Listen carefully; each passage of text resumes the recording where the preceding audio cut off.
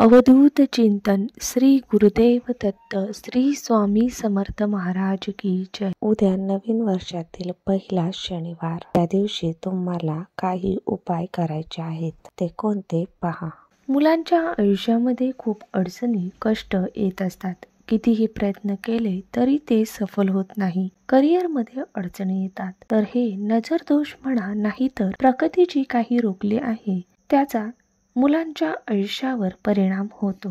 काही मुलं अजिबात ऐकत नाही, हट्टी असतात, अभ्यासात मन लागत नाही, त्यांना भूक लागत नाही, हे सुद्धा नजर दोषाचे कारण आहे। यासाठी मी एक उपाय सांगणार आहे, तर हा उपाय उद्या शनिवारी करायचा आहे। तर हा उपाय सायंकाळी 6 ते 8 वाजेपर्यंत करावा।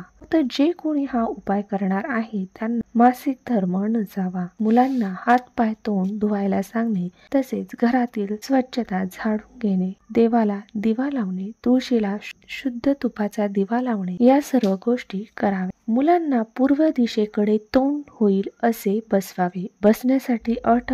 बसण्यासाठी आसन पाठ द्यावा। सगळ्यात पहिली वस्तू घ्यायची आहे ती म्हणजे खडे मीठ।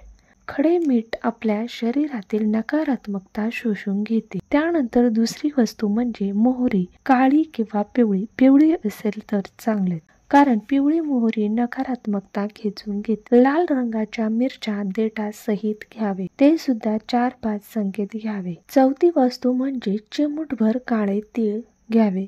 या 4 वस्तू या उपायासाठी लागणार आहे। या 4 वस्तू उजव्या हातात घ्यावे किंवा एका प्लेट किंवा वाटीमध्ये घेतली तरी चालेल। या 4 वस्तू मुलांच्या वरून डोक्यापासून पायापासून गोलाकार घड्याळाच्या काट्याच्या विरुद्ध दिशेने उतरून घ्यावे, ते सुद्धा 7 वेळा। हा उपाय करताना कोणाशी बोलू नये। ओवाळून झाल्यावर त्या वस्तू एका प्लेटमध्ये ठेवाव्यात। हा उपाय घरातील प्रत्येक मुलासाठी करू शकता। फक्त या 4ही वस्तू वेगळ्या घ्यायच्या आहेत व सेम पहिल्या मुलाला केलं तसेच करावे, दुसऱ्या मुलालाही करावे।